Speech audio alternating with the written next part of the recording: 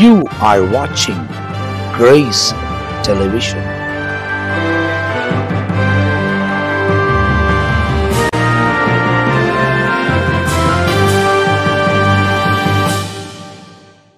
ஆண்டவரும் அருமை இரட்சகருமா இருக்கிற இயேசு கிறிஸ்துவின் நாமத்தில் உங்கள் யாவருக்கும் அன்பின் வாழ்த்துக்கள். இந்த நல்லதொரு காலை நேரத்தில் இன்னொரு எபிசோடாகிய இயேசுவோடு பேசும் நிகழ்ச்சியில் உங்களை சந்திப்பதில் மிகுந்த மகிழ்ச்சியாக இருக்கிறேன். கர்த்தர் நம்மை ஆசீர்வதிக்கிற தேவன், அவர் நம்முடைய ஜெபத்திற்கு பதில் தருகிறவர்னு சொல்லி வேதத்தை புத்தகத்தில் நம்ம வாசிக்கிறோம். எத்தனையோ காரியங்கள் ஜெபத்தை குறித்து நாம் பழைய ஏற்பாட்டின் காலத்திலேருந்து நம்ம பார்க்கிறோம். அநேகர் ஜபித்து ஜபத்தில் ஜெயம் பெற்றிருக்கிறாங்க, ஜபத்தில் விடுதலை அடைஞ்சிருக்கிறாங்க, ஜபத்தில் நன்மை நடந்திருக்குது, ஜபத்தில் பாவங்கள் மன்னிக்கப்பட்டு இருக்கிறது, ஜபத்தை எப்படி ஜபிக்கணும்னு சொல்லி ஆண்டவர் நமக்கு கற்றுக் கொடுத்திருக்கிறார். ஆகினால தேவ ஜனமாகிய நாம் இன்றைக்கு நம்முடைய வாழ்க்கையில் ஜபம் என்பது ரொம்ப அவசியம் என்று சொல்லி ஆண்டவர் நமக்கு கற்றுக் கொடுக்கிறார். பாருங்க, இங்கே அப்போஸ்தலனாகிய பவுல் பிலிப்பியருக்கு எழுதின 4வது நிருபத்தில் ஒரு குறிப்பிட்ட வசனத்தை நமக்காக வச்சிருக்கிறார். பாருங்க, அப்போஸ்தலனாகிய பவுல் பிலிப்பியருக்கு எழுதினதான 4வது நிருபம், பிலிப்பியர் 4ஆம் அதிகாரம் 6வது வசனத்தை உங்களுக்காக நான் வாசிக்கப்படும்போது இங்கே சொல்லப்பட்ட, நீங்கள் ஒன்றுக்கும் கவலைப்படாமல் எல்லாவற்றையும் குறித்து உங்கள் விண்ணப்பங்களை ஸ்தோத்திரத்தோடைய ஜபத்தினாலும் வேண்டதினாலும் தேவனுக்கு தெரியப்படுத்துங்கள். See what a beautiful verses here says. Be careful of nothing, but in everything by prayer and supplication with thanksgiving let your requests be made known unto God. 3 காரியத்தை இந்த இடத்துல அப்போஸ்தலனாகிய பவுல் முக்கியப்படுத்துகிறார். என்ன அப்படின்னும் போது, 1 ஜபம், 2வது விண்ணப்பம், 3வது ஸ்தோத்திரம். இது 3 ஒரு கிறிஸ்துவுடைய வாழ்க்கையில் அதி அவசியமாக காணப்படுது. ஒரு தேவனுடைய விசுவாசிங்க, தேவனுடைய பிள்ளைங்க வாழ்க்கையில் கர்த்தரால் தெரிந்து கொள்ளப்பட்ட, அபிஷேகம் பண்ணப்பட்ட, ஆண்டவரால் முத்திரைக்கப்பட்ட தேவனுடைய தாசர்கள் சொல்லப்படுகிற இல்லை விசுவாசிங்க, கர்த்தரை பின்பற்றுகிறவங்க, தேவனை நான் ரொம்ப நேசிக்கிறேன் அப்படின்னு சொல்லப்படுவங்களோட வாழ்க்கையில் முக்கியமாக இருக்க வேண்டியது இந்த 3 காரியங்கள். 1 ஜபம், 2வது விண்ணப்பங்கள், 3வது தேவனுக்கு ஸ்தோத்திரங்கள், thanks giving unto the lord for what all God did in our lives. தேவன் நம்முடைய வாழ்க்கையில் கொடுக்கப்பட்ட எல்லா காரியங்களுக்கு தேவனுக்கு என்ன பண்ணணுமா? நன்றி செலுத்தணும். அதற்கு முக்கியமான ஒரு காரியத்தை இந்த இடத்துல வச்சிருக்கிறார் அப்போஸ்தலன். நீங்கள் ஒன்றுத்துக்கும் கவலைப்படக்கூடாது. கவலைப்பட்டுனே நீ ஜெபம் பண்ண முடியாது, கவலைப்பட்டுனே நீ ஸ்தோத்திரம் ஏறெடுக்க முடியாது, கவலைப்பட்டுனே நீ விண்ணப்பிக்க முடியாது. கவலை ஒரு புறத்தில் வச்சிடணும். நீ கவலைப்பட்டுனே நான் இதை பண்ணுறேன் அதை பண்ணுறேன்னு என்ன பண்ண முடியாது, செயல்படவே முடியாது. It is highly impossible. But be careful of nothing. ஒன்றத்துக்கும் கவலைப்படாதீங்க, ஒன்றத்துக்கு யோசிக்காதீங்க. Do not worried about anything. Be cautious. தேவ சமூகத்தில் நாம் என்ன பண்ணணும்னு சொல்லி ஆண்டவர் சொல்கிறார், நீங்கள் ஒன்றத்துக்கும் கவலைப்படாமல் எல்லாவற்றையும் குறித்து what all the Lord did, எல்லாவற்றையும் குறித்து எதெல்லாம் கர்த்தர் உனக்கு கொடுத்தாரோ, எதெல்லாம் கர்த்தர் உனக்கு செயல்பட்டாரோ, எதெல்லாம் கர்த்தர் உனக்கு தந்தருளினாரோ அவைகளை குறித்து நீ என்ன பண்ணு, உங்கள் விண்ணப்பங்களை, முதல் சொல்றார் விண்ணப்பங்களை, ஸ்தோத்திரங்கள், ஜபங்கள், இதை 3 நீ ஏறெடுக்கணும்ன்றார். இதை 3 நீ தேவனுக்கு செலுத்தணும், இதை 3 நீ கடவுளுக்கு கொடுக்கணும் அப்படின்னு சொல்லி ஆண்டவர் சொல்லப்படுகிற ஒரு முக்கியமான ஒரு காரியம் பிலிப்பியர் இந்த நிருபத்தில் அப்போஸ்தலனாகிய பவுல் தம்முடைய ஜனங்களுக்கு எழுதப்பட்டிருக்கிற ஒரு அற்புதமான வார்த்தை. A beautiful word which was written by Paul apostle. ஆகனால இன்றைக்கு இந்த 3 காரியம் நமக்கு என்ன கொண்டு வரணும்னா, ஆண்டவரோடு கிட்டி சேர்வதற்கான அந்த தன்மை நமக்கு கொடுக்கும். நீ ஜபிக்கும் போது ஆண்டவரோடு கூட இருக்கிற, விண்ணப்பம் ஏறெடுக்கும் போது ஒரு மனுஷங்கிட்ட எப்படி பேசுறியோ அப்படி விண்ணப்பங்களை என்ன பண்ணுற, தேவனிடத்தில் ஏறெடுக்கிற. ஆண்டவர் எனக்கு இது தேவை, அது தேவை, ஆண்டவர் நான் இப்படி நெருக்கப்பட்டு இருக்கிறேன், நான் ஒடுக்கத்தில் இருக்கிறேன், எனக்கு போராட்டத்தில் இருக்கிறேன், எனக்கு இப்படி ஒரு பிடிமானத்தில் இருக்கிறேன், நான் கடன் நெருக்கடியில் இருக்கிறேன், இதுலேருந்து என்னை விடுவீங்கன்னு நம்ம என்ன பண்ணது, ஓயாமல் தேவ சமூகத்தில் விண்ணப்பங்கள் ஏறெடுத்து கொண்டே இருக்கிறது.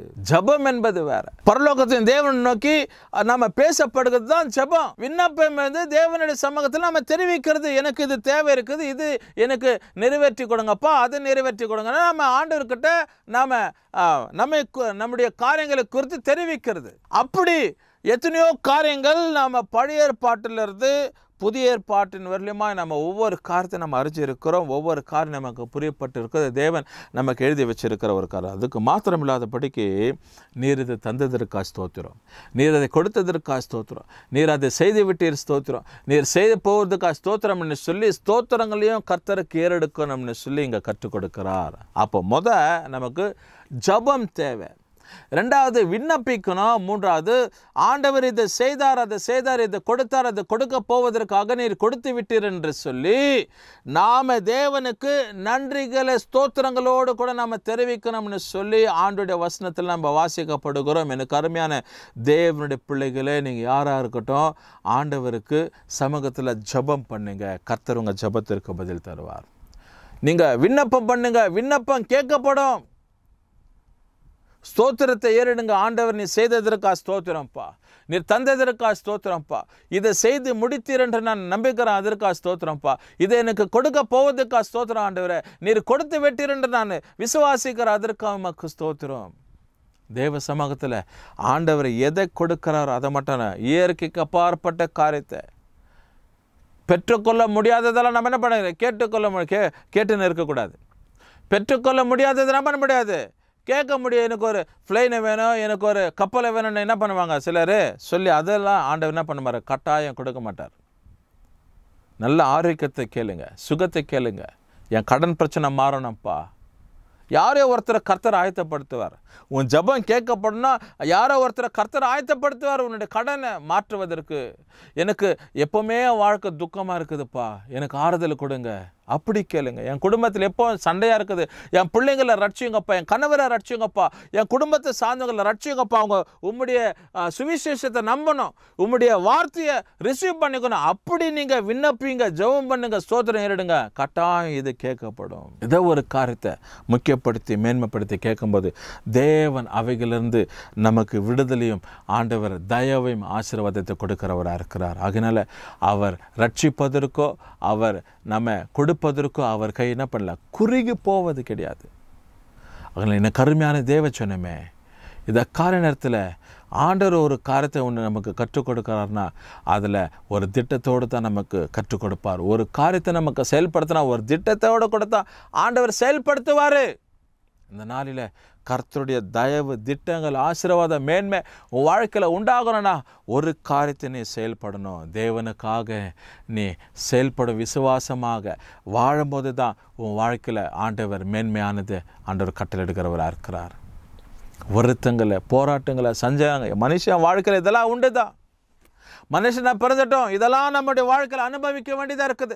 மனுஷனை பிறந்துட்டோம், இதெல்லாம் நம்முடைய வாழ்க்கையில் நாம் பார்க்க வேண்டியதாக இருக்குது. ஆனாலும் இதரை காட்டிலும் அப்பாற்பட்டது தான் தேவனுடைய கிருபை, தேவனுடைய இரக்கங்கள், the grace and the mercy and the blessing of the Lord. இயற்கைக்கு அப்பாற்பட்டதுக்கு ஈடானது ஒன்றுமே கிடையாது. nothing we can compare to God's grace, mercy and a blessing. ஒன்றை நம்ம மேன்மைப்படுத்தவே முடியாது. இதெல்லாம் தேவனிடத்துலேருந்து சாட்சாத்ன்றாங்கல்ல, பிரத்யேகமாக விசேஷமாக தேவனிடத்துலேருந்து தம்முடைய பிள்ளைகளுக்கு கொடுக்கப்படுகிற, அருளப்படுகிற ஒரு மேன்மையான ஒரு காரியம். இந்த கால நேரத்தில் ஆண்டவர் தொடர்ந்து நம்மை ஆசீர்வதிக்கிறவராக இருக்கிறார். அவருடைய ஆசீர்வாதம் தொடர்ந்து நம்முடைய வாழ்க்கையில் இருக்கட்டும், அவருடைய மேன்மை தொடர்ந்து நம்முடைய வாழ்க்கையில் இருக்கட்டும். அதனால தான் இந்த இடத்துல வசனம் எழுதப்பட்டிருக்கிறது, நீங்கள் ஒன்றிற்கும் கவலைப்படாமல் எல்லாவற்றையும் குறித்து உங்கள் விண்ணப்பங்களை ஸ்தோத்திரத்துக்குரிய ஜபத்தினாலும் வேண்டுதலினாலும் தேவனுக்கு தெரியப்படுத்துங்கள். ஜபங்கள், ஸ்தோத்திரம், வேண்டுதல். ஜபங்கள், ஸ்தோத்திரம், வேண்டுதல். இது மூணு நம்முடைய வாழ்க்கையில் நமக்கு prayer, supplication and Thanksgiving request. இது மூன்று நம்முடைய வாழ்க்கையில் ரொம்ப அவசியமாக இருக்குது. ஒரு கிறிஸ்தவங்களுடைய வாழ்க்கையில் ரொம்ப அவசியமாக இருக்குது. இதை தான் கர்த்தர் நம்மிடத்தில் எதிர்பார்க்கிறவராக இருக்கிறார். கர்த்தர் நம்முடைய வாழ்க்கையில் இதை தான் நம்ம ஆண்டவருக்கு கொடுக்கணும்னு சொல்லி எதிர்பார்க்கிறார். இன்றைக்கி ஜெபிக்கிற ஒரு வாழ்க்கை நமக்கு இருக்கணும். அந்த பழக்கம் நமக்கு இருக்கணும். விண்ணப்பிக்கிற பழக்கம் இருக்கணும். ஸ்தோத்திரம் ஏறெடுக்கிற பழக்கம் இருக்கணும். அப்படி தேவ சமூகத்தில் ஸ்தோத்திரம் ஏறிடுங்க. தேங்க்யூ லார்டுன்னு சொல்லுங்கள். இந்த காரியங்களுக்கு நன்றி. இந்த நாள் முழுதுமாக நடத்துங்க. இந்த நாள் முழுதுமாக என்னை ஆசீர்வாதமாக வைங்க. இந்த நாள் முழுதுமாக உடைய திட்டம் என் வாழ்க்கையில் இருக்கட்டும். என் பிஸ்னஸ் ஆசீர்வதிங்கன்னு சொல்லுங்கள்.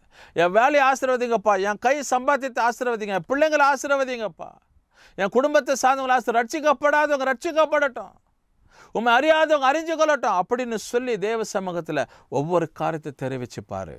கர்த்தர் உன்னுடைய வாழ்க்கையில் பெரிய காரியங்களையும் திட்டங்களையும் ஆண்டவர் கொடுத்து உன்னை மேன்மையான காரியங்களுக்குள்ளே ஆண்டவர் நடத்துகிறவராக இருக்கிறார். கர்த்தர் உங்களை ஆசீர்வதிப்பார். உங்களுக்காக விசேஷமாக நான் ஜெபிக்க போகிறேன். எல்லா கண்களை மூடி ஆண்டவர் நோக்கி பார்ப்போம். நல்ல பிதாவே, இந்த நல்ல காலையில் ஒரு நேரத்திற்கா ஸ்தோத்திரம்ப்பா.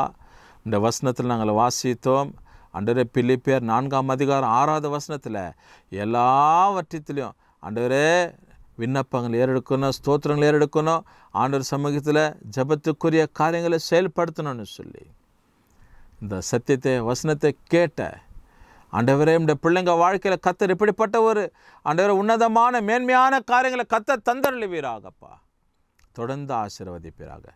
துதி கன மகிமையும் குருவருக்கு எடுக்கிறோம்.